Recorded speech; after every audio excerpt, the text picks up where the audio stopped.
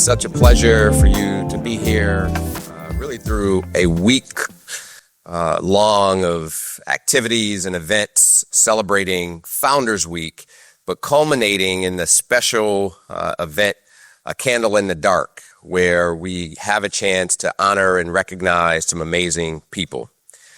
This portion, Reflections and Excellence, is added to the program because we bring amazing people to campus really to help elevate and support the Morehouse College mission, but they've received instructions that this evening they get 59 seconds to talk.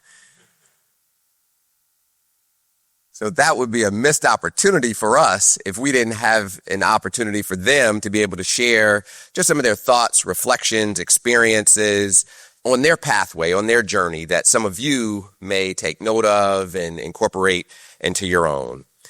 I'm pleased to see you all here this morning. Today's event promises to be inspiring and enlightening as our guests share their stories that you may not hear anywhere else in the world, only at Morehouse. For 38 years, A Candle in the Dark has brought luminaries from all walks of life to our campus for its largest annual scholarship fundraiser. Reflections in Excellence was created to provide an opportunity for the Candle and Bennie honorees to bring their excellence to our students as part of the Founders Week activities. To lead today's event, I am honored to introduce one who consistently elevates the stories of Black men and the broader Black community. Jonathan Martin, an Emmy-nominated 11 Alive news anchor, is a trusted local voice and has reported extensively on Morehouse College, spotlighting the institution's recent growth and the powerful stories shaping our campus and community. Martin anchors 11 Alive's weekday morning newscast and has nearly 2 decades of journalism experience covering major stories across the country. As a proud Atlanta native, he considers it an honor to be able to tell stories in the city that shaped him. Known for his deep connection to the community and his strong support of HBCUs, Jonathan has recently hosted events for Morehouse College's Innovation and Entrepreneurship Center and the UNCF's 80th anniversary celebration. In 2024, Jonathan was recognized with the Atlanta Press Club Award for Excellence in Television Reporting. His career has taken him from Augusta to Nashville to New Orleans to Houston before ultimately bringing him back home to Atlanta. I had an opportunity to sit down with him recently. You are going to enjoy him, watching him and his craft, as well as the remarks of our panelists. So please join me in welcoming Jonathan Martin. Thank you. Dr. Bowman, thank you so much. Thank you for that introduction. And first, congratulations on your inauguration. Let's give him a round of applause, first of all. Thank you. So honored and delighted to be here with you all this morning at Morehouse. As Dr. Bowman said, I'm not a Morehouse man, but I feel like I'm always welcome here on campus. I've been here several times, even as recently as last week. So what a privilege, what an opportunity to come back here and be a part of Reflections of Excellence. My first time here with so many distinguished men who you are going to hear from this morning. Incredible stories, incredible legacies. So this year's Bennie Award honorees are attorney, academic lecturer, venture capitalist, and chairman emeritus of the Morehouse Board of Trustees, and the 2026 Bennie Trailblazer Award recipient. Let's give a round of applause for Mr. James Hudson, class of '01. Also founder, president, and CEO of ICV Partners, current retiring chairman emeritus of the Morehouse College Board of Trustees, and the 2026 Bennie Service Award recipient, Willie Woods, class of '85. Also, urological surgeon, president-elect and past Board of Trustees chair of the American Medical Association, and the 2026 Bennie Leadership Award recipient, Dr. Willie Underwood III, class of '88.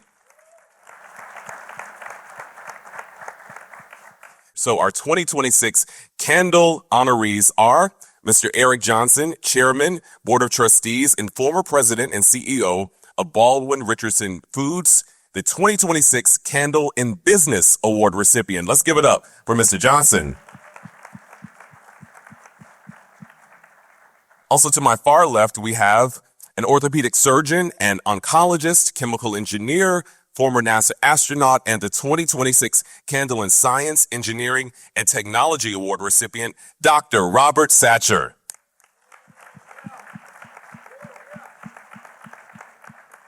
And last but not least, critically acclaimed film and television writer, producer, director, founder of Black Male Productions, and the 2026 Candle and Arts Entertainment Award recipient, Mr. Malcolm Lee. I told you guys you are in for a treat. We're going to get this conversation going because there's so much that we could ask. But first, I want to ask our Candle honorees a serious question.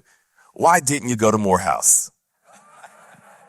Hey, okay, I'm joking. I'm not going to put you on the spot because as someone who was born and raised in Atlanta, I get that question a lot. So we're not going to start with you guys. It was just a joke. But I do want to ask with our Morehouse men who are on the stage, you're back on campus, walking in the same halls, same spaces that you did many years ago.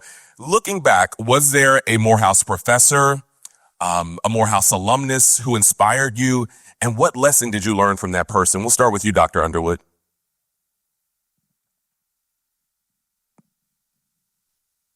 Well, I mean, that would be this work.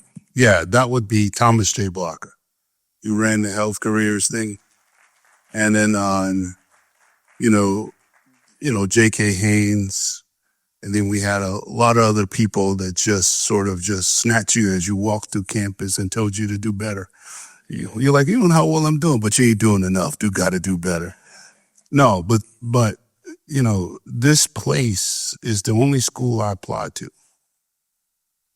I had to one college because, my aunt gave me a brochure and it said, be somebody, be a Morehouse man.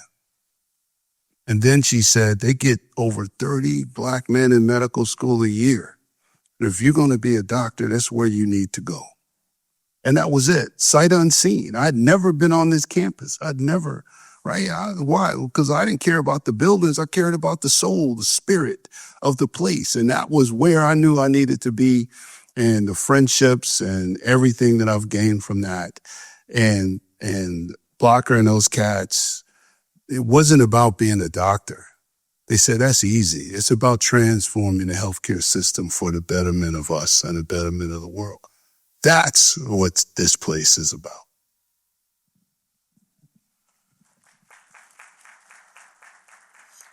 Thank you. I'm more than pleased to be here. But maybe before I talk about how I got to Morehouse, I want to acknowledge the President Walter Massey, who's ahead of me at Morehouse. Now, he's a brilliant physicist, as we all know, but he did it on a slide rule. There was no computers at that time. And that is an indication of his brilliance and his continued brilliance, and we're thankful for his service to the college. Now, I probably had little choice about the college. My father had attended the college, but that was not the saving or the sealing grace. I grew up in a small town, Tallahassee, Florida, the home of Florida A&M, and Dr. Mays came to speak at a chapel service, I would say. And as it would be, he and my father were friends, so he came by the house to have dinner. And that was the end of the story. There was no further discussion about where I was going to college. And to come here as a young man from a small town in Florida, to be exposed to really bright minds. You come out of an environment where you think, maybe I'm a hotshot kid, I know all this stuff.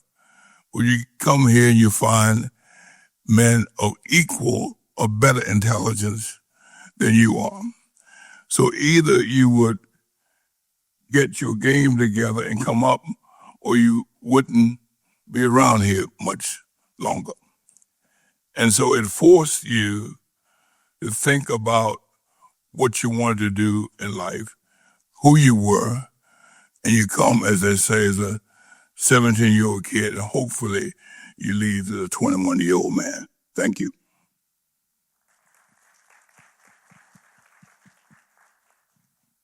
Well, I mean, I think what's special about Morehouse, everybody has a unique story about how they came to Morehouse, but there's nothing unique about how they turned out, because that's what Morehouse does. So we all got our special way of how we got here, but ultimately what the school is so great at is making you successful when you come here. So for me, it's really I grew up in a small town next to a big town, right? I grew up in Pontiac, Michigan, which is, 30 miles north of Detroit. None of my family had ever went to college. If you grew up in Pontiac, everybody got a good job working at the manufacturing plant. There was no need to go to college. My father thought I was crazy. So thinking about going to college, they're like, why would you do that? I can take you right down here and get you the job when you graduate from high school. And somehow I was like, no, I don't know if I want to do that. But at the same time, I was at a big public high school, just kind of going through the motions, right? Like there were no mentors, there were no counselors trying to help you get into college, because that just wasn't the mentality of the town. Like, you go to Pontiac Central, you go work for Pontiac Motors, you earn a good living. That's what people did. And somehow, right, I decided, and it was late, like I didn't figure it out till late. I figured it out late that, I probably need to go to college. Now I'm a senior in high school. I go get my transcript, and this transcript is not going to get me in any college. All right. Because I just wasn't focused. Again, my family didn't go to college, so there was nobody at home telling me, hey, did you get your homework done? Or, what do you think you're going to do in your life? I didn't have any of that. So I figured it out. I took a year off and went to work in what was essentially a camp that was sponsored by the Urban League. It was some hard work. And that's when I said, some cold winters, I said, I gotta get out of here. I gotta get to college. I went to a community college, got my grades up. And in that camp process, somebody said, you should consider an HBCU. Have you ever thought about that? I was like, no, I hadn't. But any suggestions? And he said, well, you ever heard of Morehouse? I said, yeah, I think I've heard of Morehouse. Isn't that where Dr. King went? Yeah. And then he said, what about Howard? Yeah, I think. He said, yeah, well, you should think about that. And ultimately, I applied to Morehouse, and I got in miraculously, right? I got in, and I had to take the SAT because that wasn't required before you got to college at Morehouse. But they used the SAT as a way to figure out where you were in your development and what classes you should take. And I'm sure those in the early days remember, Morehouse, when you got here, if you weren't ready, they had all these prerequisite classes that you had to take. And I'm like, man, I'm never going to graduate if I take all these classes. So I told my academic advisor, I can't do that, man. You got to throw me in here, right? And I got to take my chances. And that first year was real tough, right? And when you talk about professors, the one that come to mind, even though I was a business major, was Dr. Gore. Because somehow I ended up in Dr. Gore's, who was a math person. I ended up in his class for pre-calculus 1 and 2. And that was eye-opening, right, for me, because this professor held everybody accountable. He was a great teacher. And he, even though he was tough, but he encouraged you, right? And so my first year, I didn't know if I was going to make it here, frankly. It was so hard. I came from a public high school. But I figured it out by the time I became a sophomore. And that's when excelling started to happen. And that's when the Morehouse thing started to take over, about peers and role models and faculty all encouraging you to be something that you never thought you could do. So Dr. Gore and the peers here, both upperclassmen and my fellow classmates, those are the people who helped me really enjoy this place. Awesome. I want to turn over to you, Dr. Satcher. I got to know you during my time in Houston, so kind of a reunion for us. I spent 7 years as an anchor there, and I've always been impressed with how many things you've been able to excel in. You, as I mentioned earlier, are an orthopedic surgeon. You have been a chemical engineer. You went to space, the first Black physician to, is that correct? That's not correct. Okay, no, black male physician. I'm not the first Black male physician to go to space. I'm probably the second, I think. Okay. But and the previous one that went was actually got this award too. Okay. His name was Bernard Harris. But okay, well, you went to space as a NASA astronaut. I'm sorry if I got that. You're second.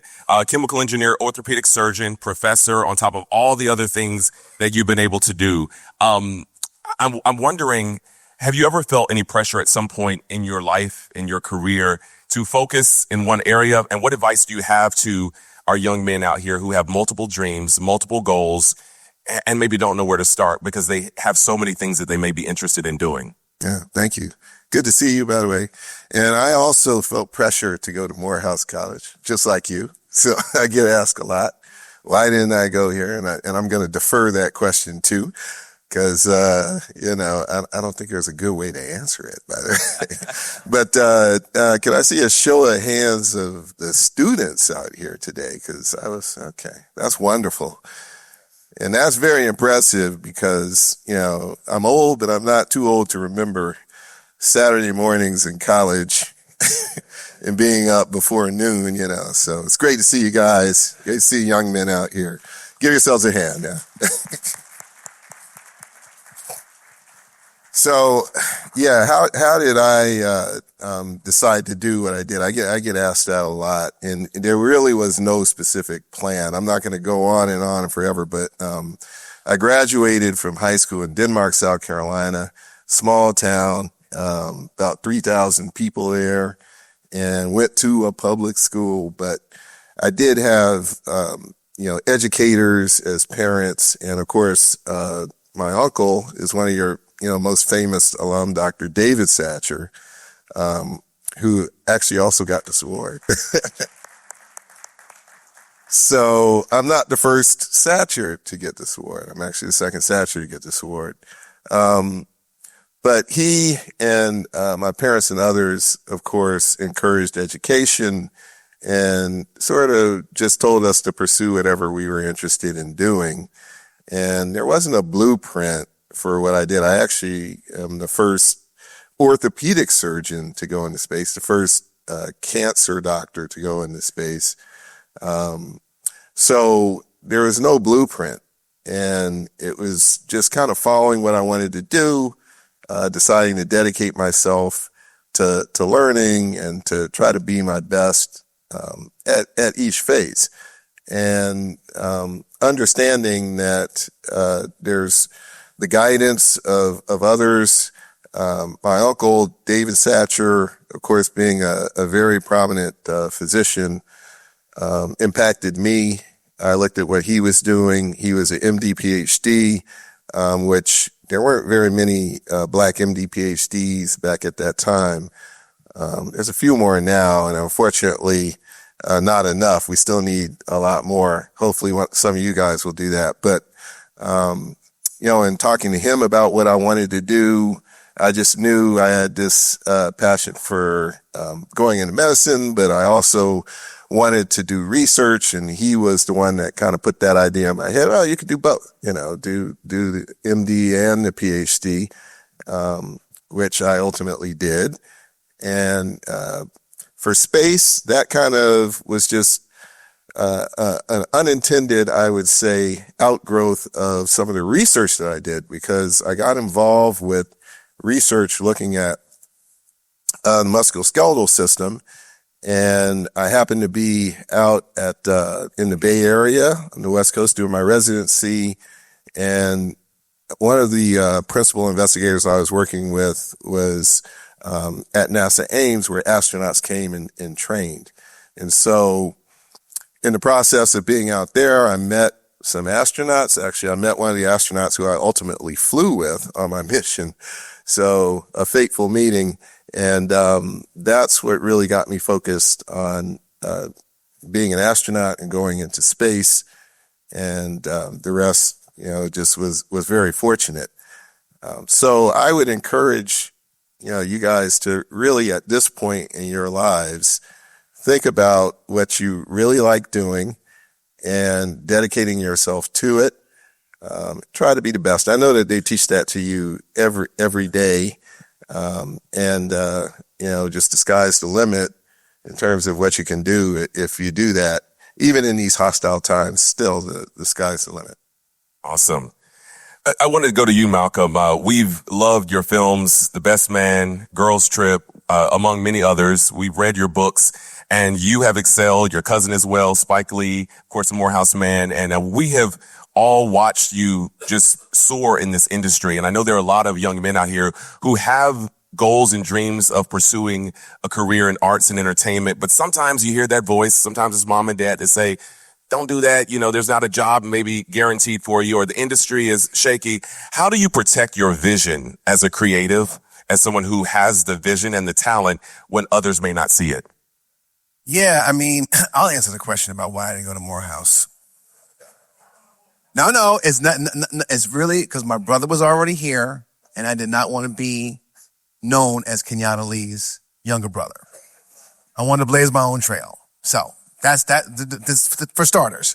As far as it's a tough industry. I fortunately had parents who were supportive, and I think it was because a Morehouse man, my cousin, actually blazed the trail ahead of me and saw that, and he was actually in my parents' basement when he was in film school. And so he got to live there. So I got to see the emergence of a filmmaker, a great American filmmaker, world-renowned filmmaker. And so my parents were kind of like, okay, well, you can do that too. You go to the basement. So I went to the basement, and so that's what I did. And so I think, number one is really learn your craft, of what you want to do in filmmaking. I too had many, many interests, as a young man, whether it was politics, business, writing, acting, and they all kind of had the umbrella of filmmaking to me. They all encompassed that, and I could funnel my creativity and interest through those things and through the lens of film. And I had encouragement, so I would encourage young men to do that, but also learn the craft, get on people's sets, make yourself don't ask what again, when I sound like John F. Kennedy, don't ask what you can do for what they can do for you, but what can you do for them? How can you make yourself a valuable asset to the established person? If you do that, then you will get your foot in the door, number one, and also be prepared when you're called on to do something. I think, my cousin Spike encouraged me to write Black film. And writing is the easiest thing one can do. Now, it's a hard thing to do, but it's accessible, to you. It is you, pen and paper, and your thoughts, and put them out. If you have a story to tell a story. And so it has to start from someplace, and you have to, and writing is all about rewriting. So it doesn't matter if what you've put out is terrible, 90% terrible, or 100% terrible. No, let's say 90% terrible. 10% is still good, and you can build on that. Go back in and rework it. And another thing, if you're a filmmaker, you want to be a filmmaker, you want to be a director, you have the capacity to take your smartphone, if you have one. I don't see anyone who does not have one. It has a camera on it. You can make a movie, and you can express yourself freely. Don't put it online, okay? It's not everything you do is for people to consume. You have to make sure that it's good, and get it in front of a focus group of your friends. Is it, what's working here? What's not? What's speaking to you? What is not worth telling? So, you have the capacity to do that way more than I had at my age. But the playing field is a little bit more level, in terms of everybody has access, but you have to find out what makes you unique and special, and what do you have to say that no one else can tell? What's the story that you can tell and no one else can tell? Great advice. Thank you so much, Malcolm. Mr. Johnson, you've had such an incredible career. I was reading up about you. You took over Johnson Products Company at a really critical moment, leading to a nationally recognized turnaround. You later built Baldwin Richardson Foods, as I mentioned, one of the largest Black-owned food companies in the country. You've also worked with a lot of global brands, Starbucks, McDonald's, just to name a few. So I want to ask, what decision early in your leadership journey shaped how you now approach risks and opportunities? That's a great question. And what I would tell you is, first of all, in my journey, one of the things that I learned, and I had a front row seat, was watching an entrepreneur. So my father, as he developed Johnson Products Company, which for some of the younger people may not know, that's Ultra Sheen and Afro Sheen. And we used Soul Train, which we found in Chicago, took it to Metro Media Studios and Don Cornelius's program to really reach our audience. And so one of the things I learned from Ethnic Health and Beauty Aids is when you buy a marketing dollar, it's 100 pennies. And when you're looking for Black people, you got to get down to 25 or 20.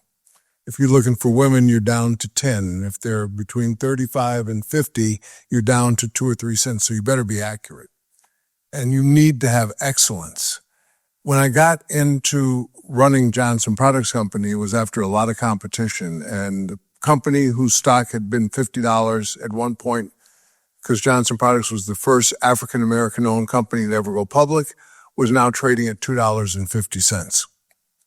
And I thought, this is wonderful. This is my best chance to prove that I didn't get in this position because I was the son of George Johnson. And over the next 3 years, the stock went from $2.50 to $27 a share. We became the winner of the American Management Turnaround Award. And so that hard work, because I remember at 5 years old, watching my father in the kitchen really looking depressed. And I said to him one day, Dad, I wish I had $5,000 to give you to solve these problems. And he told me $5,000 wouldn't do it. And I thought, oh my God, we're in serious trouble here. You know, and what it taught me is the other side of the balance sheet. That, you know, there's an asset side, but there's a liability side. And on that liability side, the best way I knew to reduce the liabilities was to work hard, do my homework, and make sure that when I walked in the room, I was fully prepared, as you heard from other people. So as I started to grow the business and everything got successful, all of a sudden, I was miserable. I didn't want to do this anymore. And there was a part of me that said, there's something else for you to do. And that was a frightening point in my life. But I decided that the voice was loud enough that I had to commit to it. So I bought an ice cream company called Baldwin Ice Cream, which was a wonderful business in Chicago, had been around since 1921, founded by 7 Tuskegee Institute graduates making ice cream in Chicago. And it was like, to me, buying a vintage Rolls Royce. You know, this was a rare, in fact, organization. And Jolene Robichaud, who had owned the company, I asked her one day later, why did you sell me the company? She said, because I thought you would grow it. So it's still called Baldwin Richardson Foods. Only today, we're almost $600 million in sales. And through that process, we became a McDonald's supplier. And McDonald's believes in excellence in all the things they do in their supply chain. And what I decided to do early on was to commit to that process and to make sure that we use excellence as our banner, our guiding light. And so we've always tried to, no matter how good we got, distance ourselves from our competitors by doing more for our customers than anybody else. And it's a different mentality. So when people walk in our business and they're thinking about our competitors, say, that's not who you worry about. You worry about our customers. You help them take care of all their problems. And that has stayed with us, and I think is a key element to our success. So when I'm here at Morehouse and I hear all these references to excellence, trust me, it works. It is a winning secret weapon because they don't expect that from us. And when we can provide that consistently, you always win. Absolutely. I love it. Mr. Hudson, I want to turn to you now because you came of age during a time at Morehouse. You seem a little surprised. Well, you came of age at Morehouse during the era of President Benjamin E. Mays. So I want to take it back during that time, if you can remember, what lessons did you learn during that era that you think have stayed with you even today? Well, it was, if I may reflect, a special small environment. Maybe half of the student body could probably sit in this auditorium. But that meant, even though it was a small student body, you knew everybody. I happened to be a freshman and future president here was a junior, a senior, and we knew each other. That may not be the case today, but if I knew him and he was an excellent student, exceeding in his work, I wanted to do the same thing. And the proximity to good minds, free minds, allows you to do that. And when I began to practice law, or when I finished law school, there were only 1,500 African-American lawyers in the United States of America. There are probably 1,500 African-American lawyers, maybe in Fulton County now, right? And the prospects are not particularly bright, but I had the opportunity, fortunately, to join a firm early to allow me to see things maybe as they should be. And I always say to people, the young men, see things as they are, but also see things as you want them to be. And that experience in part came from being a part of this small institution.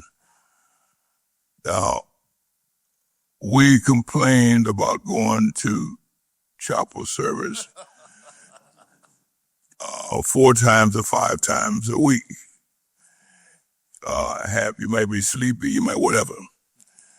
But to hear distinguished African Americans tell you about their course and how they achieved what they achieved was important to a 70-year-old kid, young men who lived in a segregated environment. The institution said, you will be segregated, but your mind is free. If you can develop a sharp mind, it will take you where you want to go. See the world as it is, but see the world as you want it to be. And out of my class, I would say there was an emphasis on that. And most of the fellows in that class became men of achievement.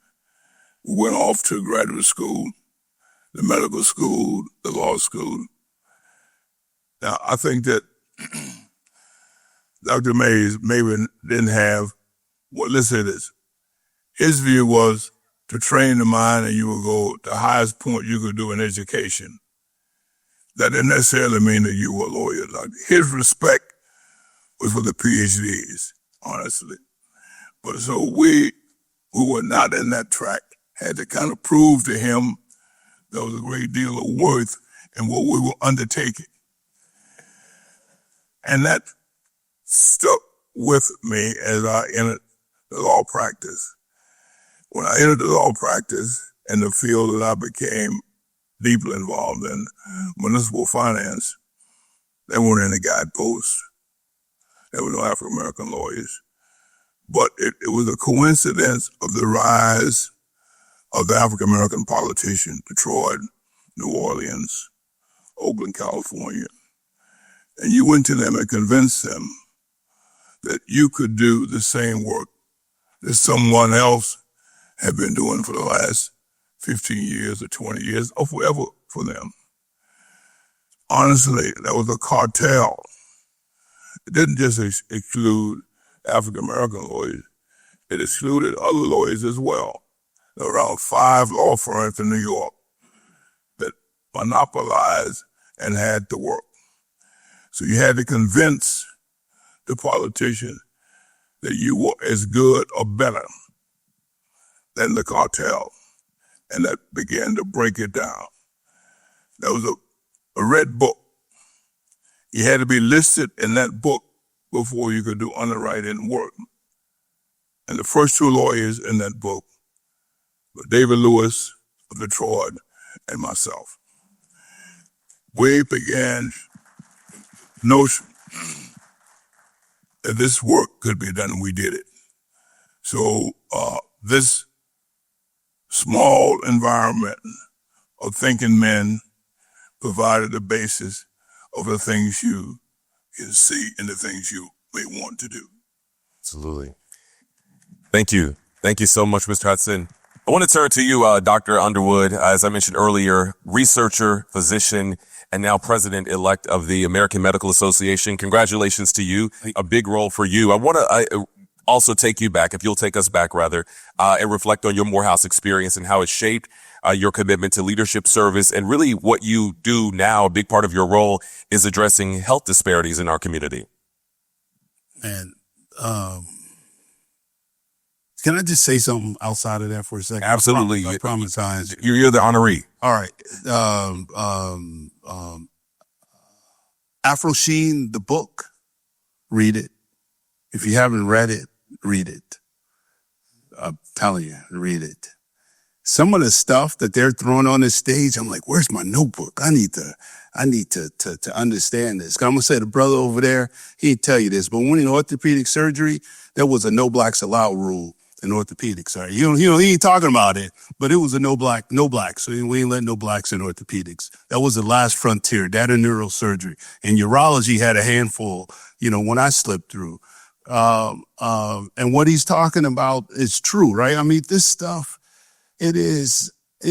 Look, I was a little black boy from Gary, Indiana. I played football. Teachers told me that I'll be in jail by the time I was 19. In the third grade, a teacher told me that they weren't gonna, what did she say? We're gonna put you in the class with these kids over here, which is a special ed class, despite my testing scores and stuff, because I don't want you undermining the education of the other kids.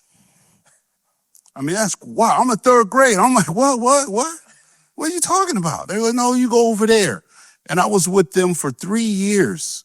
And in the sixth grade on the third grade reading level. I mean, this is the kind of stuff, and it still goes on, right? It still goes on. And I know we don't talk about it, but it still goes on. And then I came here, and it was all these just raw dog brothers. And no one talked about what we couldn't do. There was no can't. We didn't talk about it. It was, hey, look. So Blocker would look out the window and say, you see Rod Edmonds right there walking through? He's going to Duke. Where you going? Right? I mean, it was like that. It was like, you just sort of was like, oh, I'm going, okay. I'm going, I'm going to make it. Right? I mean, that's just it, right? Even if you had to have a job, I'm going to be honest, man.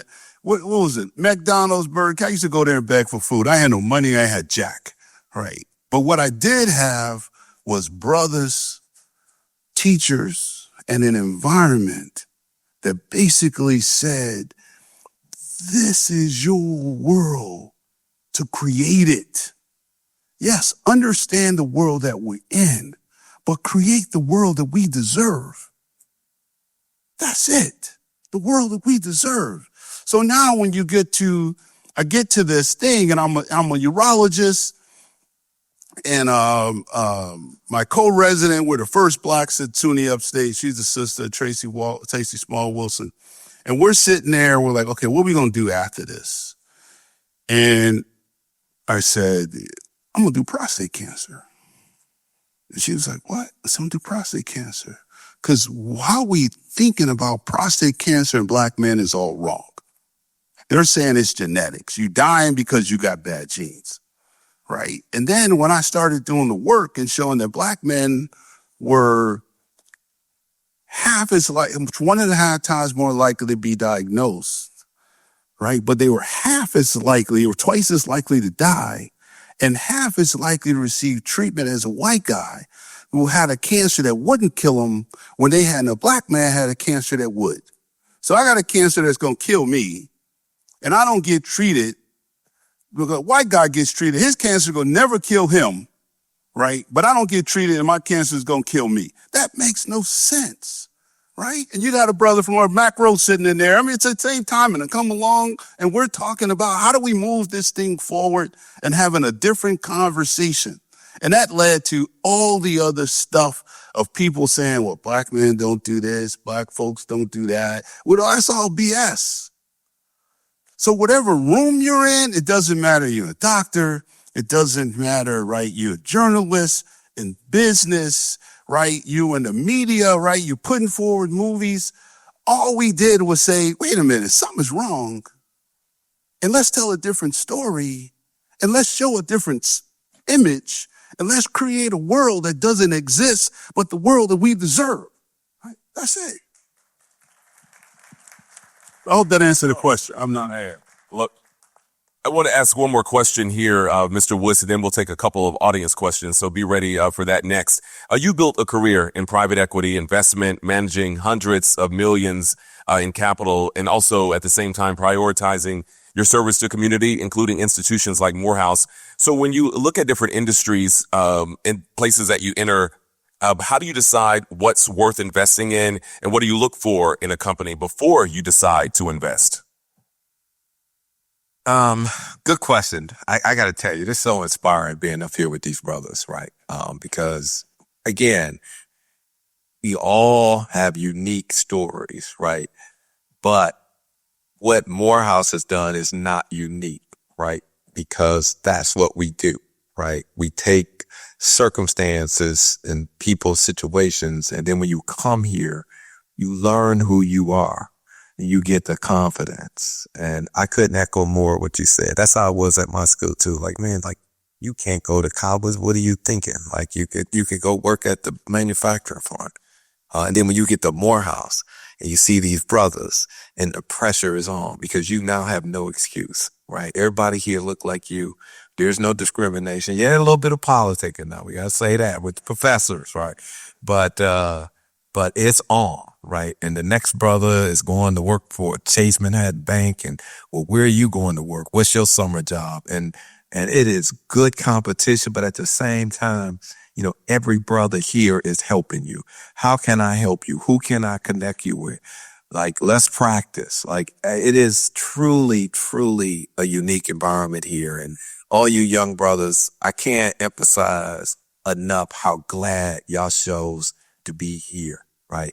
This is a special place. And every day, and I went to Harvard Business School, so I know there are other great places, but every day when we start talking about Morehouse, no disrespect to the brothers on that side, I'm always say, man, I'm glad I chose that place, right?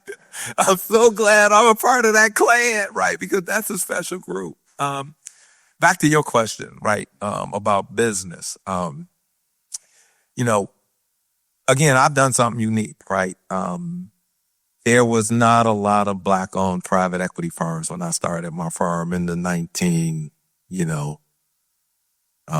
early 2000s, right? We could count how many black folks. We could count how many black folks was on Wall Street, like, before you even get to private equity, right? You know, private equity was like the VIP section of the club, right? Whereas investment banking was like the club, but to get to the VIP room in private equity was a rare space.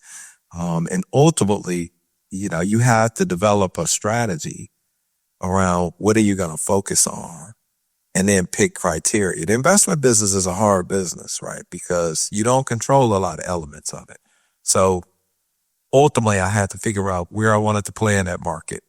Lower middle market is what I chose because I thought smaller companies would be companies I could help the most because they needed the most. More risky, right? But more upside because you can do more for those companies. You can bring them resources and talents and exposure that they don't have. You can bring management to those situations. And then you had to pick some industries, right? Where you had to decide there's long-term tailwinds in these industries. These industries are going to be around. They're not going to be disrupted. Very hard to do in this environment because things like technology comes along and disrupts everything. And so we decided early days, that food actually was a space, and we've been very successful in food because our simple premise was everybody got to eat. It's never going to change, right? Now you got to figure out where you need to be, where people eat, but good space. We ultimately also picked up some business services areas like facilities, right? Everybody got to manage their facilities and clean their facilities. So, but that's how we did it, right? We picked the industries where we thought there was strong tailwinds, and in spaces where we thought we could add value and bring our expertise, right? But again, Morehouse is where I learned how to navigate all of this. All leads back to Morehouse. I love it. It just goes back to the story here. Mhm. Thank you. I'll take a couple of questions from the audience. If we have a microphone, I believe we're going to have it right down at the front. If you will just quickly introduce yourself and come up and ask the question, and we'll try to get some of your questions answered. Yes, sir. Good morning, everyone. My name is Gavin Weddington. I'm a senior economics major from Silver Spring, Maryland. Now, anyone can answer this question, but specifically to your point, Mr. Johnson, on excellence. And I've heard a lot the fact that what you do every day is who you are. So my question would be, what does excellence to you look like on a day-to-day basis? I'm in the food business. And in the food business, we supply 9,000 of the 14,000 McDonald's restaurants. And we make about 50% of the Frappuccino bases in the U.S. for Starbucks. And we make 100% of all the fruit fillings for Kellogg's to go into Nutri-Grain bars and all the Special K products. But if someone in our business allows a bacteria to get through the line and out the door, it could kill your child or mine. And quality is the most important thing. So excellence in our business has to go all the way through. And we start by putting people first. People are our most important asset. I'll tell anybody, I can validate that I can buy the best ingredients. I can validate I can buy the best equipment. But I can't validate that I can get the best people. I have to make that investment. And you have to have a relentless pursuit of excellence. So I said the bar keeps moving. So we had customers like McDonald's that went out to McKinsey and Boston Consulting and got all these things that they wanted to get us to do as suppliers. We did all of those things because to me that was free consulting. And every time I did it for McDonald's, it helped me with all of our other customers. McDonald's had a thing of assured supply. So even when McKinsey eventually came into our business and they looked at the level of complete orders that we supplied our customers with, they were shocked. It set a whole different standard than they had ever seen before because we were at 99.2%. You're a director, former director of McDonald's. You know how serious that is. And, it's something that you pick your North Star and you keep going at it every day. There's no day that you can stop because excellence is something that keeps moving. It keeps getting better. And that pursuit itself will guide a lot of the other things that you do. Thank you. Thank you, sir. Yes, sir. Morning, everybody in the crowd, and good morning, honorees. Thank you guys for being here. My name is Jeremy All. I'm a graduating senior from Chicago, Southside. I'm majoring in both biology and finance.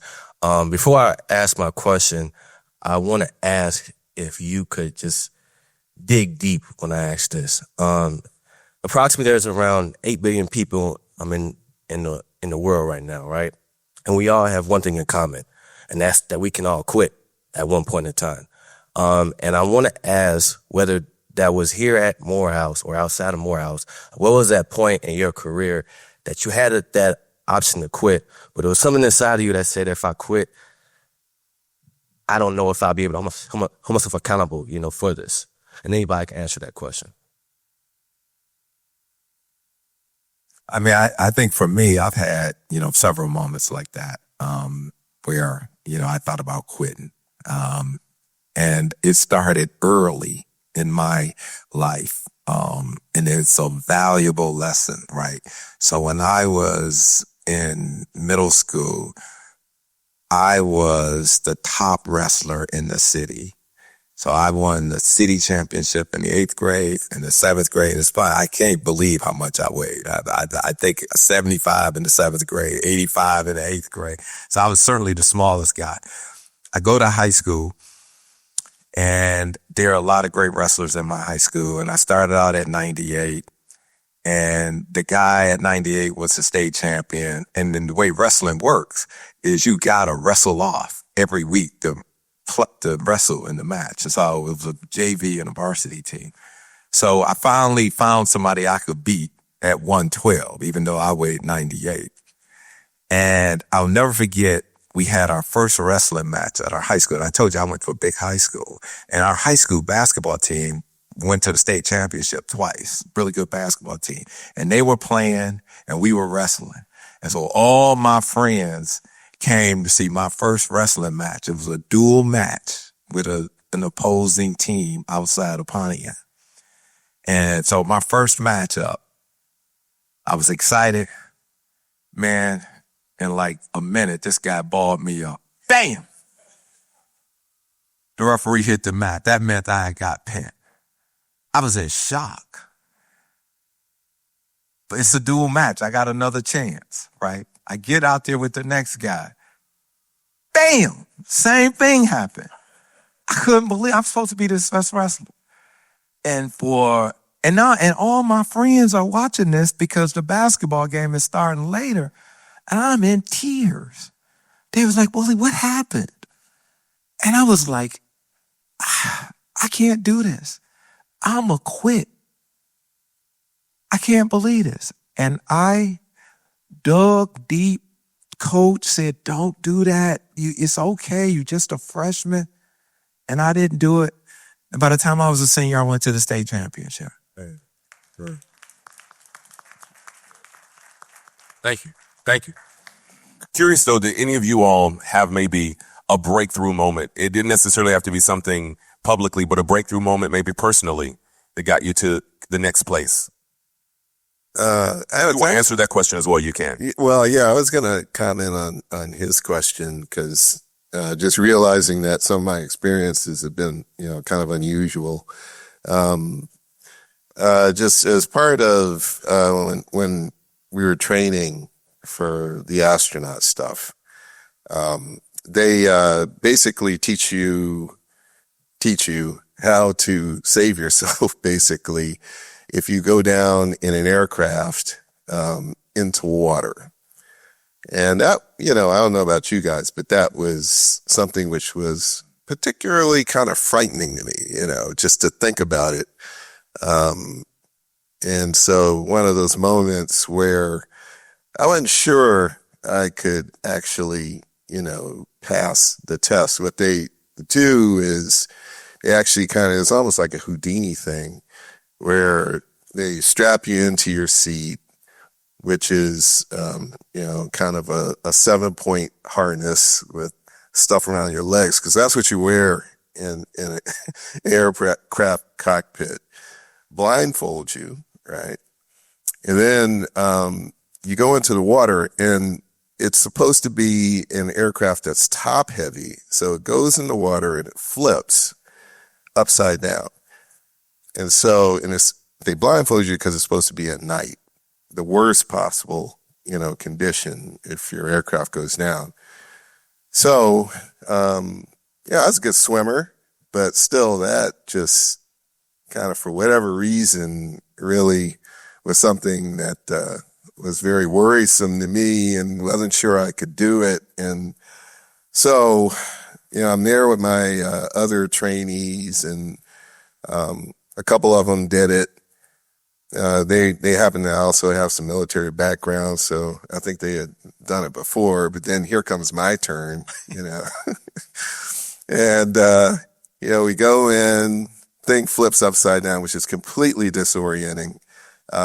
You're wearing all of this stuff, and I was able to get, like the belts and stuff off. But then as soon as you come out of that, you kind of float to the top because you got all this stuff on. And there's only one or two ways of getting out of this cockpit. So I was completely lost. And, this blindfold on. And so I was like, well, hopefully they'll pull me out of here before I drown. But I've definitely failed this round. And so, I'm sitting there holding my breath. I'm like, okay, let me try to feel around. But, I was like, I'm done. Fortunately, there's divers down there. And after I'd held my breath for maybe about a minute or so, they grabbed me and pulled me out. And I was like, thank God. But anyway, I get to the top and I was like, I don't know if I can do this. I just don't know if I can do it. And we had some senior astronauts, and one of them kind of came over to me and said, look, this is just it's scary as hell, but, but you just have to, not give up and figure out, go down there with a strategy. Don't go down there and just think you're going to, figure your way out of it, but have a strategy. And he kind of shared, feel where the exit is before you put your blindfold on, count how many, that sort of thing. And your legs are going to go this way, and just understand all of that reorientation. Just play it out in your mind and stay calm and do it. And so we went down the second time, and I was able to do it, just following those steps and eliminating that fear factor, because it was still there. But they often say you do your best when there's a little bit of fear and there's a little bit of tension. So you got to remember that too, and not just being totally relaxed. But so anyway, just wanted to share that. Good advice. Yeah. All right. Did you have something, Malcolm, real quick? Well, I'll be real quick. Not as life and death and panicky as these two, but it felt like it at the time. I just in terms of like trying to get my career started. I think timing is everything, particularly in the film industry. And I wrote the right script at the right time. Now, prior to writing this script that got me over the top I wrote 5 other screenplays, and I was I made short films, got into festivals, got close to meeting with a studio executive, but not the head person. And then I was just like, and I felt like I was running in place. And I said, okay. And I made a declaration. I said, if I'm going to write a screenplay, and I'm not even going to try to direct it. I'm just going to sell it because I'll make money, and I'll try to finance another movie that I was trying to make. But it was like, but I said to my parents, if this ain't it, if they don't want this, I don't know what I'm doing. And I'm going to either be a teacher, or I'm going to go to law school. And so fortunately, I wrote The Best Man. And that was the script that got me to start seeking or hitting or meeting with studio heads. So, you have to, and I was very strategic about doing that. I was a big Woody Allen fan, so I was writing a lot of day in the life kind of screenplays until I got to write The Best Man, which I knew I was trying to sell. I wanted to have a wedding in it. I wanted to have an ensemble. I wanted to be very strategic about what kind of story I was telling, because wedding movies were very, very popular at the time. Hadn't been a black wedding movie. Black movies were having some success. And if I could, write the next Soul Food, I could, get it financed. And so fortunately, it was the right script, and I'm not a lawyer or a teacher. Hey, all it takes is that one. Yes, sir. Hello, everyone. My name is Armani Oliver. I'm a graduating senior business management major with a minor in public health from Atlanta, Georgia. And my question is for Dr. Underwood. As I go into my graduate school program in public health with a concentration in health policy and management, I'm kind of weary about the sudden changes in public health and the approach of public health to, within this nation. So as I continue to think about making strategic business decisions in an uncertain environment, what are some strategies that you have used and will use when you take on your role at the AMA to ensure that we're making decisions based on right now or based on the future, but not letting right now impact the decisions of the future, if that question makes sense? Well, my master's in public health is the same thing, health management and policy. So thank you. So I'm gonna tell you, when I read the autobiography of Malcolm X, and he said, and listened to a lot of speeches of King and Malcolm and everything, and I kept hearing this theme over and over again. If you want to know how to do something, you study history, you understand how other people did it. Right? So a lot of what I've been doing, I stole from other people. I mean, to be honest, when I said read Afro Sheen, I got to understand, they had to figure out how to create supply chains from Chicago to California, but they had to drive through the South to get there.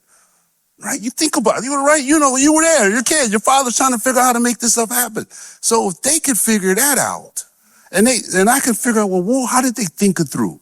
Right? What strategies did they implement? How did they come together? How did they sell this idea, this concept, right? How did they create the iPhone? And my wife and I be throwing this stuff out and reading this stuff, because what I'm doing is taking everything that I learned and utilize it to go from here to there, right? Right? How do you create a vision? Like, how do you create something that does not exist, right? The reason I'm not a plastic surgeon is that because I realize that plastic surgeons can look at something, I see a scar, right? They see something else, right? I'm like, I don't know. And they say, I remember I was in an operating room. The guy said, Willie, how would you get rid of this scar? I was like, cut it out. He said, yeah, but you got to put it back together in a way it disappears. I was like, cut it out. I don't know, right? Because I could not see, even when he was putting it back together, I still in my mind couldn't see it, right? So you think about that. You say, okay, this dude is looking at me and he's trying to get me to see something that doesn't exist. How is he talking to me? How is he laying this out to me so that I can do that? Okay, boom. So now I'm in a boardroom of a healthcare system and they're saying one thing and I'm trying to get them to do something else. I go, well, how did that guy talk to me? Right? How did he walk me through that?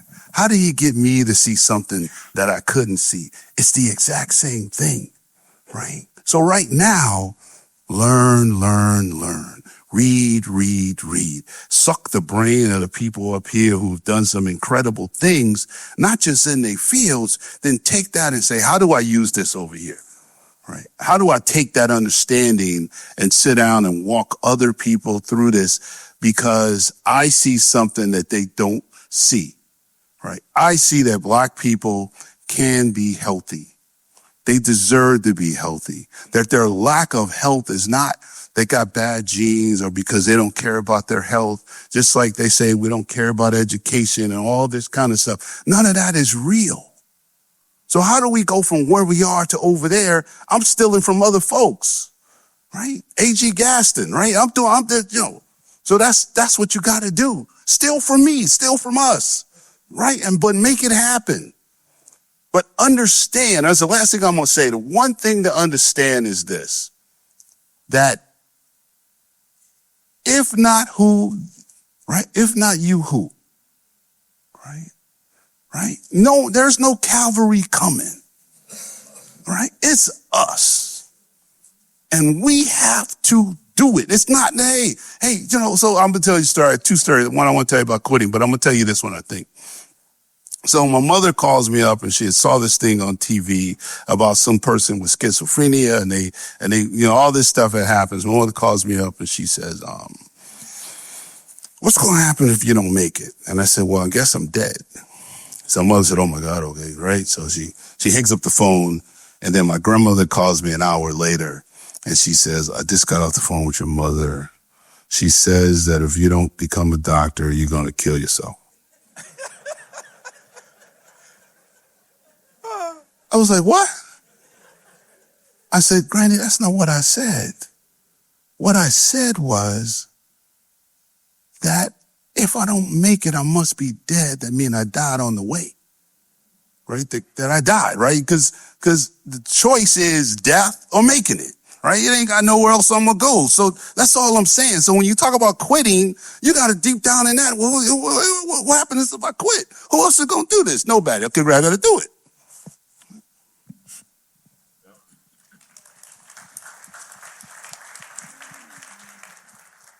Good afternoon, gentlemen. Thank you again for sharing your words and wisdom with us this morning. My name is Colin White. I am a graduating senior biology major minoring in public health science on the pre-medical track from Memphis, Tennessee. My question, of course, is for either Dr. Satcher or Dr. Underwood, and it'll be more so on the minds of how have you been able to, over your careers, to embrace your responsibility to the Black community within medicine, being one of a few, while also not feeling so burdensome or worrisome through that process over time?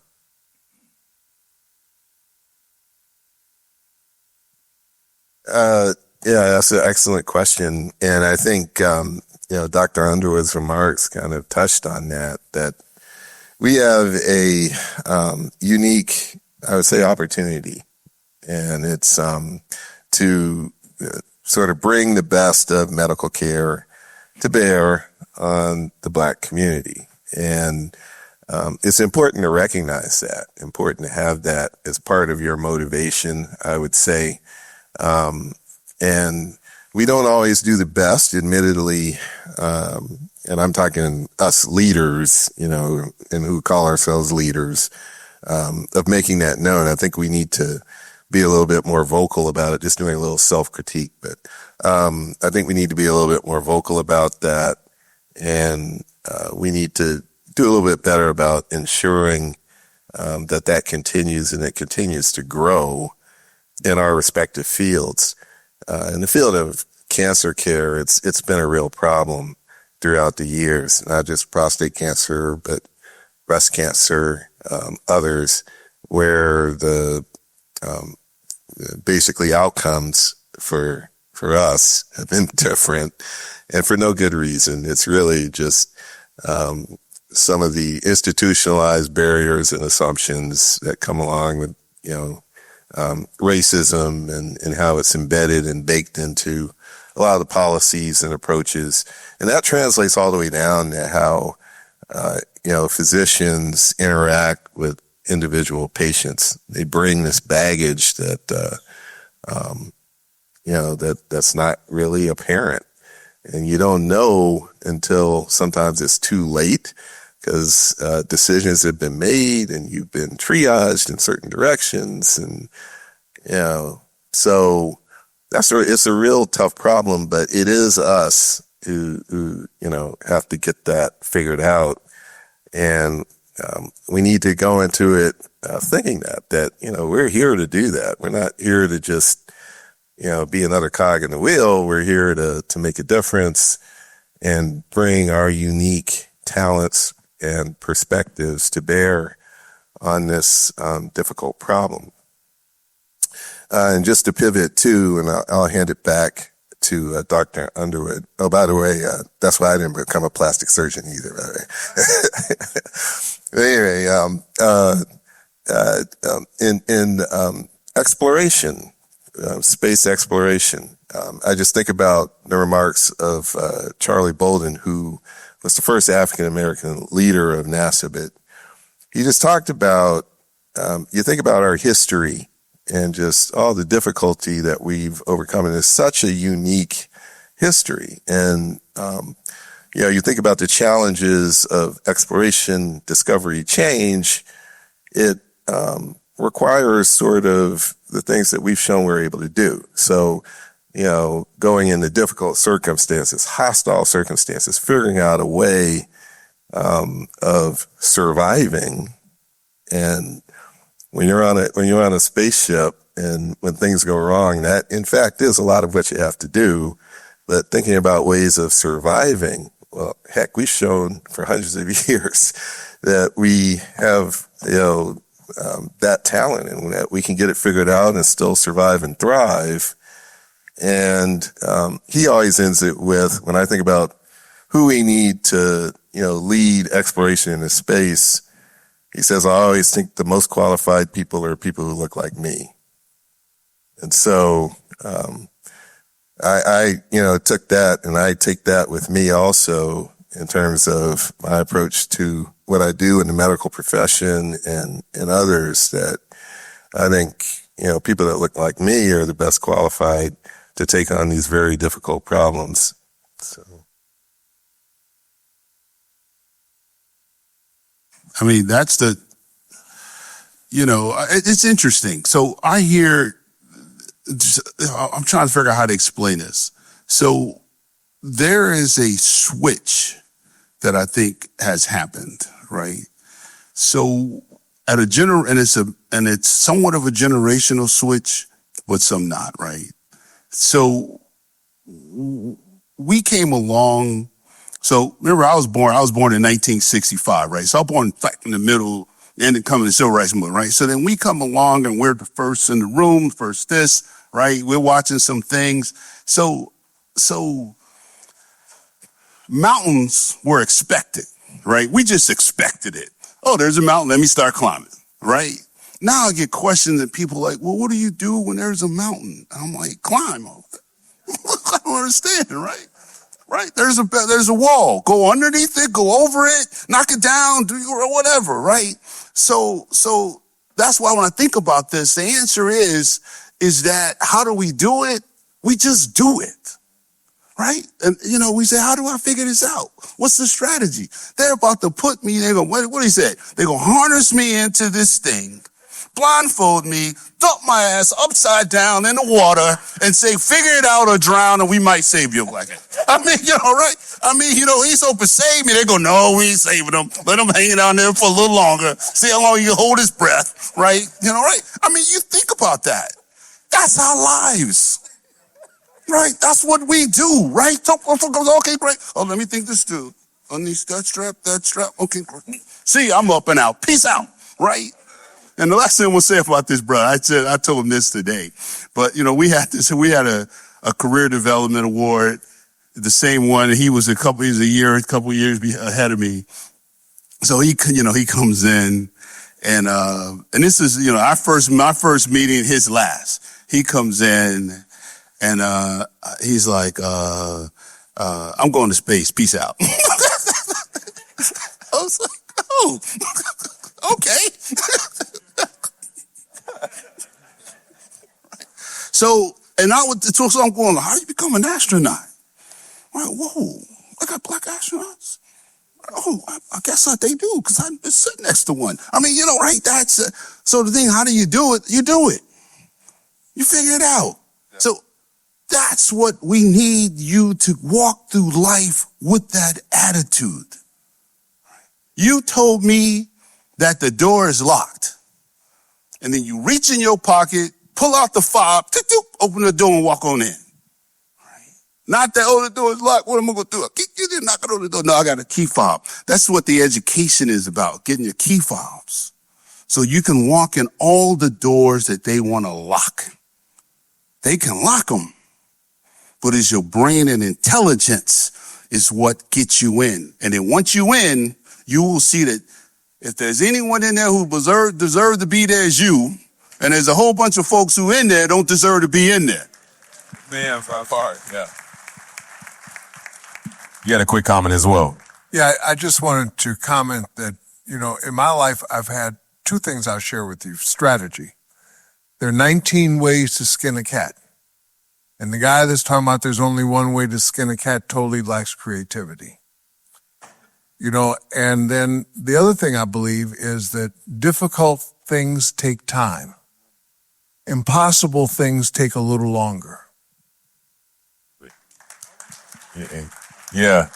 We're going to take a couple more questions, and then we're going to have some final words of encouragement from our honorees. So, yes, sir.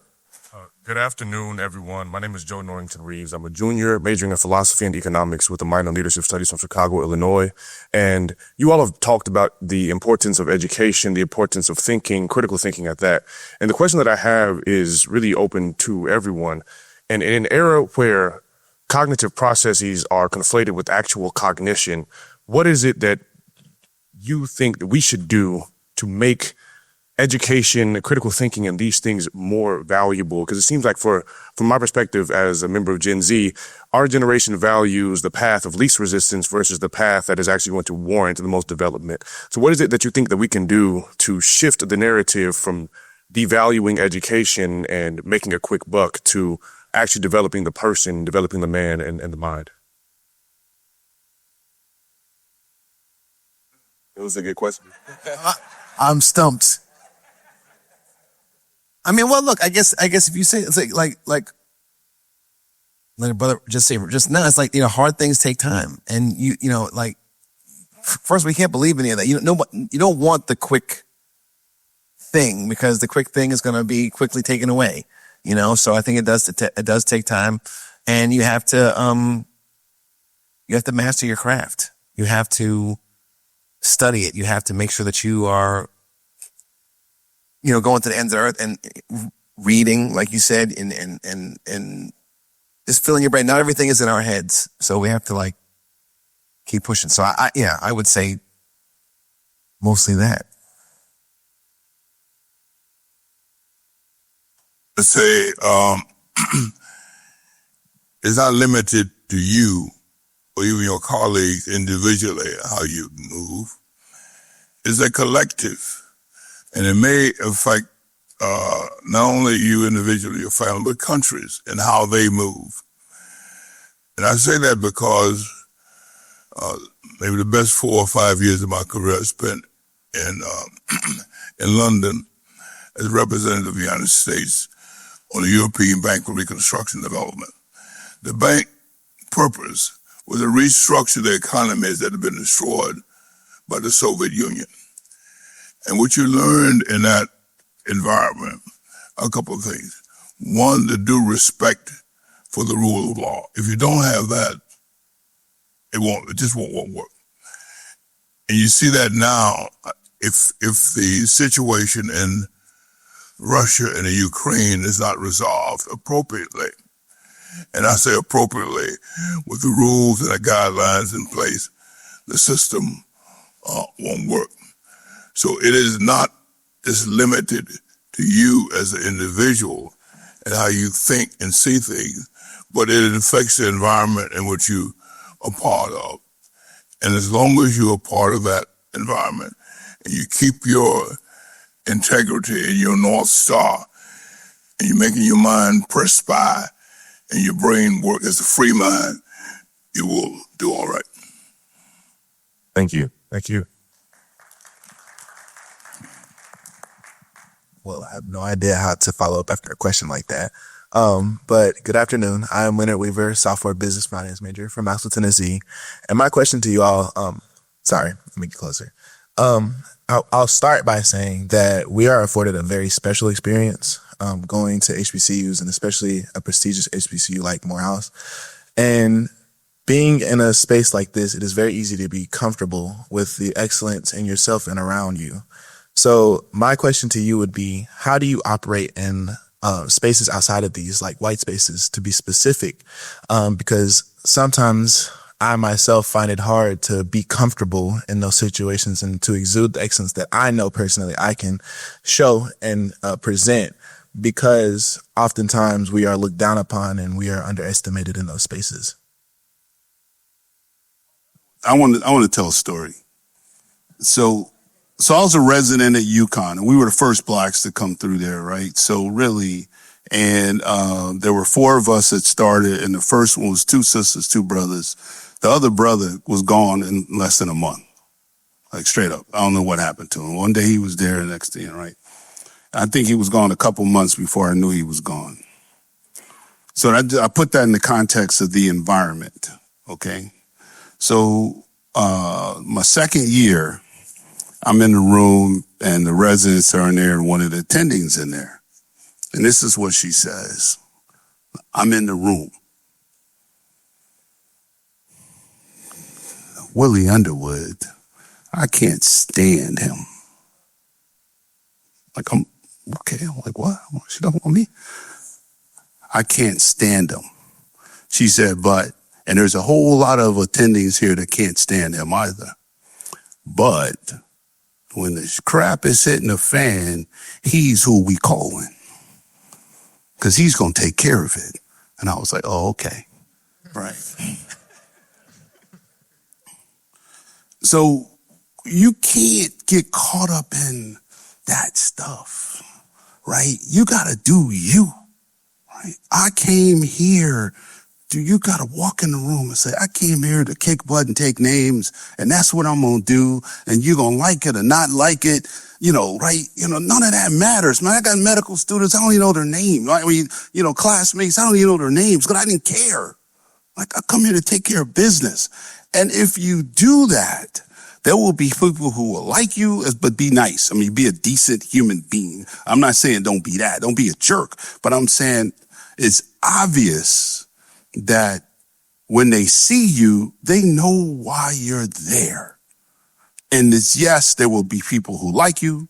There will be people who appreciate you. There will be people who will not appreciate. I mean, all that stuff is going to be the reality of what we live in.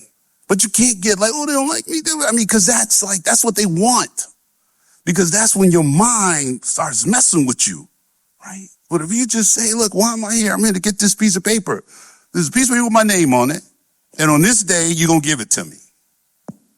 Not a day later, not a year later, but this day. I come here to get it, right? Here's a job. You hired me to build this thing. And I'm going to build the best thing possible. Right? Despite what's going on. I'm making the movie. I ain't making a B movie, right? You ain't making a B movie. You ain't say I'll make a B movie. I'm gonna write this movie because somebody's gonna want to buy it and make it, and then you end up making it, right? I'm building a company, right? He said one bacteria destroys his company. Right? No, that ain't happening, right? That's it, right? Right? You screw up a deal, you ain't getting no more, right? That's out of right. You Right. I acquire you as a lawyer. You mess up. See, I told you no hire those black folks. I mean, that's right. That's the world. So just say, I come to take care of it. I would say this. What I think Morehouse does better than anything is give you the confidence, right? So if you have participated in the process at this school, when you graduate, you won't have no doubts about yourself. You're going to walk in the room. You're going to know you're well qualified. I mean, that's when I graduated. I knew I was going to Harvard Business School, right? I was like, that's the best business school in the country. That's where I need to go. There's no reason why I shouldn't be there. And I'm going to make that happen. Ultimately, I was like, hey, Wall Street's the best finance job in the world to get. I'm going to get that job. I don't care how many black folks there because I'm a Morehouse guy. I know who I am. I've been told I'm great. I've seen all these other great brothers, like you said, that have come through here. I have no doubt. And if I get somewhere and it's going to happen, people are going to think you shouldn't be in the room. You are not going to be fazed by it because you're just going to say that's how society is. But I'm going to deal with it, and I'm not going to let it knock me down. I'm not going to let it impact me because I'm going to go back to that grounded thing I got at Morehouse that told me how great I am. And that's how you're going to deal with it, right? So that's what I would tell you. Like, stay true to what you learned about yourself here, who you are, who we are, and you'll be fine. You'll deflect that stuff off and you'll keep moving. So I'm going to give you Great advice. a little bit different slant on that. I never gave my why I didn't come to Morehouse story. So I was at the University of Chicago Lab School for high school. I'm a junior. I go in and see the college counselor. I'm a basketball player. I'm a B student. And I told you my parents are in business. I asked the counselor, what's the best undergraduate school of business in the country? She tells me Babson Institute, but you don't need to apply. I said, thank you. Got up, shook her hand, walked out of the office, never came back again. Go home that evening, see my mother in the kitchen. I said, I'm going to Babson College. And in those days, I had to go back and read the book. We didn't have a computer, and it wasn't online. And read about Babson College and went there. And I knew it's very much like Morehouse. Because when you can compete at Babson College, and I walked into a freshman class with Edsel Ford and Bill Chapin, whose father was at American Motors, and the Hess people, and I knew if I can compete in this environment, I can compete anywhere. But the next thing I'm going to tell you that I tell all the black professionals I know, trust me, you didn't get into any room by mistake. And if you're sitting in that room, your course and track to that room was more difficult than anybody else sitting in there. So you absolutely deserve to be in there, and you're there to contribute, not to just sit in the space.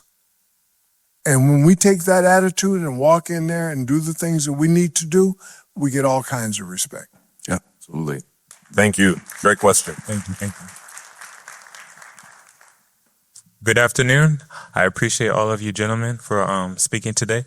My name is Matthias Blake. I am a graduating senior economics major with a minor in business administration on the pre-medical track, hailing from Prince George's County, Maryland. And I wrote down my question for today. In situations of uncertainty or high pressure, how do you ensure you're making the right life or business decision, maximizing the outcome while preventing anxiety from clouding your judgment? Anybody want to answer that?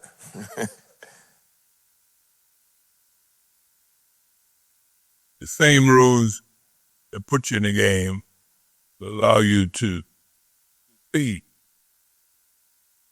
And you handle the stresses are part of life. You just not. I'm gonna give you a facetious example. My wife would not like it, but we were driving one day south and I met a dog and a stop at a dog. It was raining. Get out. Put the microphone, put it closer to your Microphone. Put it closer to your mouth. I set him up. Oh, there you go. There you go. Yeah, All right, we hear you now. Well, I was back at McDonald's anyway. And the dog's in the car. We had out to go in. We come back. I said, ask my wife for the key. She said the key's in the car, but the dog had locked the car. Like, the point I'm about to make is, how do we fix this? My dear wife, who believes in chanting and spirits, she went in. I said, no, the way I'm going to do this, if this dog locked this car, he's going to unlock it. So in the rain, I'm going from one side of the car to the other side to get the dog to walk across. The dog eventually unlocks the car. The point being, think about what the issue is, focus in on it, and you will get the solution. It's all here. It's all here. Nowhere else. Think about it. Focus in. There's no reason to panic about anything. Just calm down, think about it, and move ahead. Yeah, I would say, and I've said this before, we get caught up. The pressure comes from benchmarking, in my opinion. Benchmarking and comparing yourself to other people. If you are grounded with who you are and you have made a decision about what you want to do, then you stick with that. And you define what success will look like for you and what an accomplishment will look like for you. If you stay singularly focused on that and you accomplish that, you won't let the stress of, yeah, but he did better than I did. Did I not get it right? Like, he's further along. Or they criticized why I was doing this, thought I was not doing the right thing, right? Nobody can define that other than you, right? And if you stick to letting you define what it is you want to do, a lot of pressure will go away, because now you're only benchmarking yourself against yourself, not against your neighbor or the next person or the next student or the other colleague, right? Thank you. We'll take this last question here, sir. Alrighty. Good afternoon, good morning, good afternoon, gentlemen. Thank you all for your time, your wisdom, and the example you continue to set for us. My name is Jomai Richard. I'm a freshman kinesiology major from Kailua, Hawaii. Last night, I had the opportunity to talk to a Bennie Award winner of 2016, Mr. Press, and he told me that whenever I'm in a room like this, make sure to ask a question before I leave. So the question I have today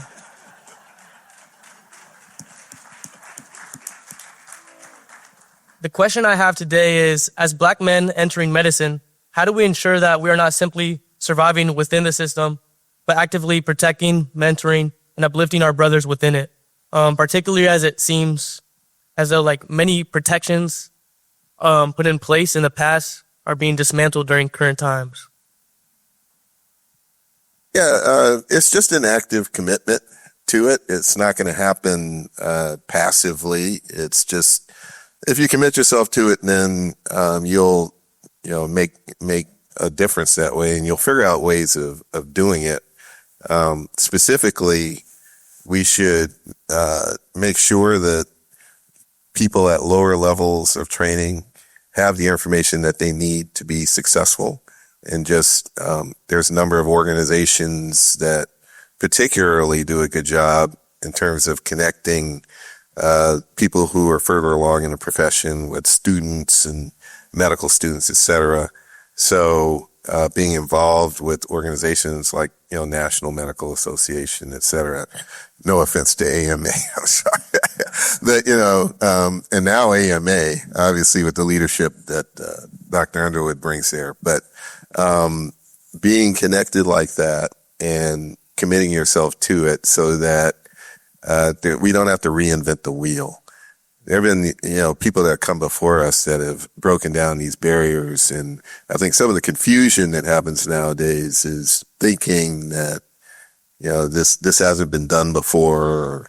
And in fact, it has been. There have been other people that have come before us that have done this. And just having that knowledge is powerful in itself. But it also is very practical because then you understand how to navigate and how to navigate these choices, which are, complex. And at each level, you're an undergraduate now, your focus should be on getting in medical school, right? And there's some very specific steps that you need to do, these boxes you need to check and make sure you've done that. And then, each level and each step proceeds like that too. So how do you help people along the way, right? That's really what you're asking. Number one, be the best you can be. And number two, share what you learned along the way, right? And you can share it with a lot of people in a lot of different ways, right? Because right now you have some friends who grew up with you and they may be in college and they're trying to figure out how to make their dreams come true. By you making yours come true, you put fire upon them to show them that they can make their dreams come true. That's one.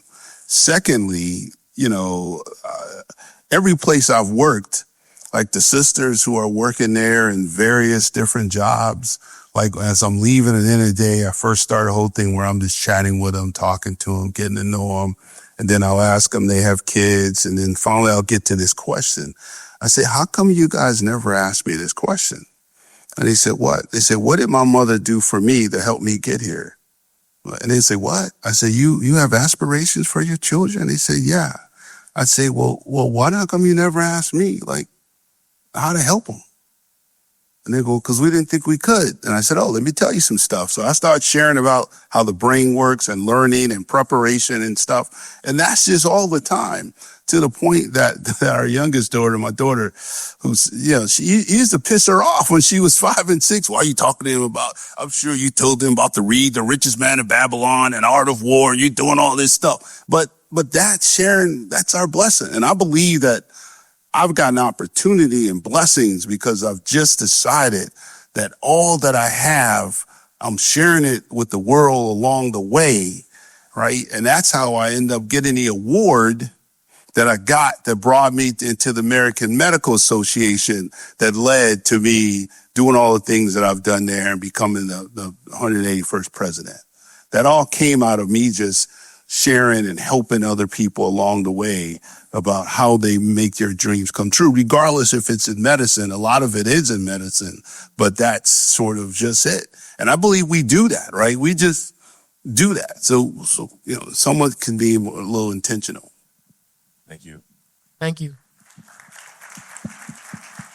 Thank you so much, Dr. Underwood, and thank you, gentlemen, so much. It's been an honor and a privilege to share the stage with you and for all of us to soak up the knowledge, the wisdom, to hear your stories. So for the sake of time, if you all want to just maybe leave us with maybe a minute's worth of encouragement as we get ready to wrap this thing up today and close out this Reflections of Excellence. So we'll start with you on the end.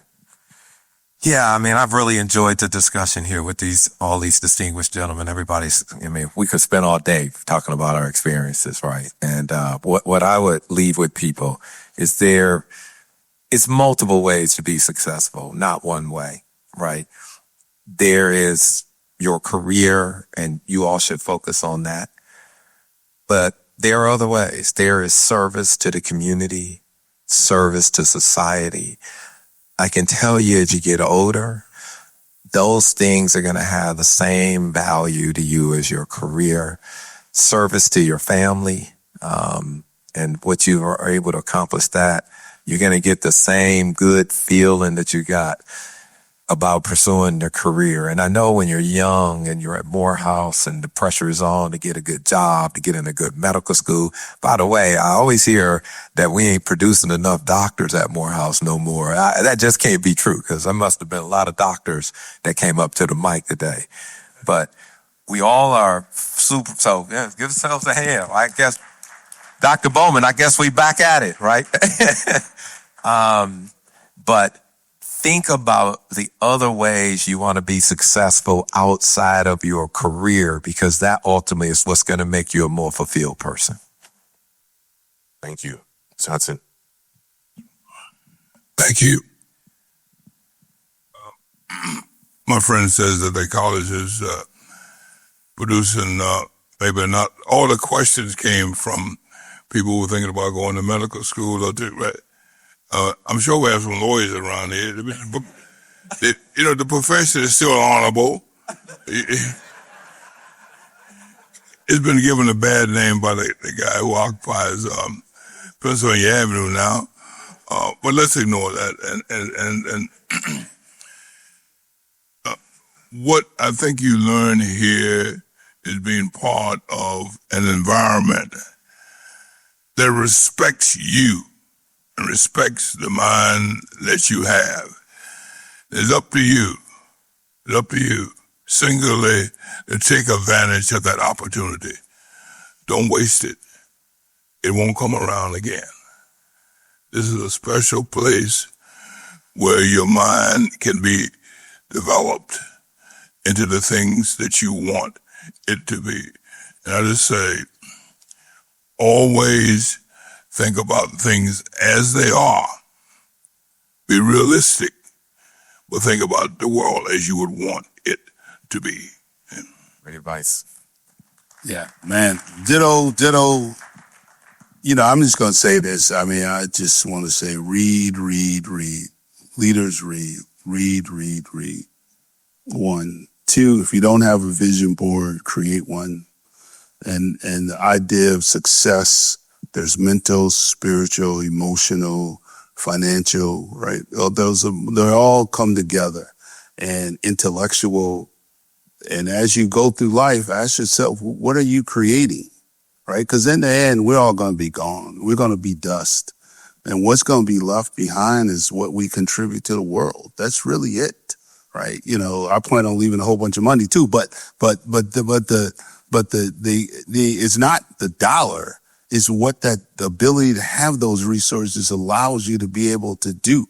All this is created by financial and mental, spiritual, emotional resources, right? So if we're going to have this for 159 years from now, we got to put the time in it today to create that thing that will be here, that will be a better this, a greater this, a foundation, right? That's sort of what we're doing. And that's all a part of you, part of all of us, right? And an idea is only good as the money back that idea. So put your money behind that idea.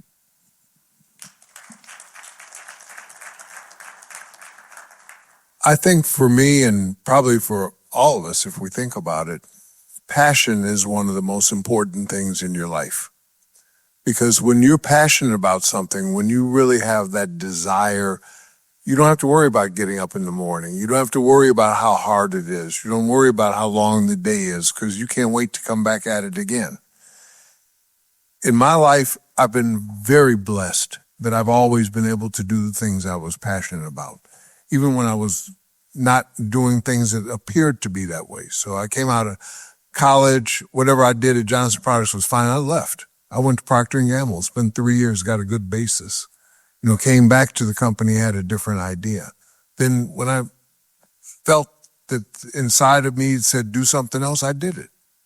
But I was always, every step of the way, I was passionate about it. So there was a time when I was turning around Johnson Product Company. I'll tell anybody, I went to work in the dark and I came home in the dark. It didn't matter what season it was. And in Chicago, it don't get dark until almost 10 o'clock in the summertime. But that's because you're passionate about it. And at the end of the day, it all pays off because we have lives that when children come in and other things that we're responsible for, those are also passions. So pay a lot of attention to your passions. And if you're fortunate, you'll never have a real day of work. It'll be securing your passion. Yeah, I don't have a ton to add to what I echo what everyone has already said. I mean, it's really true, especially the passion part. But also remember what you're, trying to focus on what you're good at as well. I would say also nurture your relationships that you've built from your family, from the your classmates here at school. I remember coming to freshman orientation, and it's how there was always this accountability to the man on your left and the man on your right, and building each other up. That we are a collective, and also remember to laugh. Be with your people and laugh. Laughter is extremely important, and it's good for the soul. It's good for other people to hear it. It's good to feel it, and nurture that. So.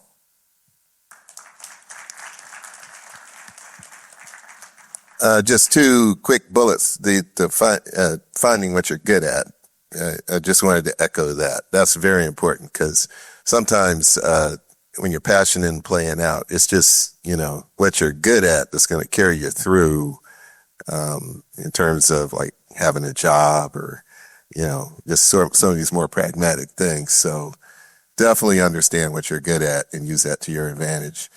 And then the final thing is a more existential point, and it's I'll illustrate it with a Hollywood space story. A Hollywood space story, and it's about not quitting. Many of you may be too young to remember Star Wars, I don't know, but it was this one scene where it was Harrison Ford as what's his character? Han Solo. You're being chased by the evil empire. Kind of resonates with nowadays, right? They're being chased by the evil empire and by their largest, most deadly ship, a Star Destroyer. What a name, right? And they got it in a gravitational pull. So they're bearing down on them. It's only a matter of time before they blow them out of this, out of the sky. And it's like, what do we do? Everybody's like, what do we do on that ship? He's like, let's turn and attack the Star Destroyer. And, one of the robots or whatever says, that's sure death. The odds of surviving an attack on a Star Destroyer are like 5,600,000,000,000 to 1. And he turns to him and says, never tell me the odds. So the way that the story ends is they attacked the Star Destroyer, survived it, and actually got away.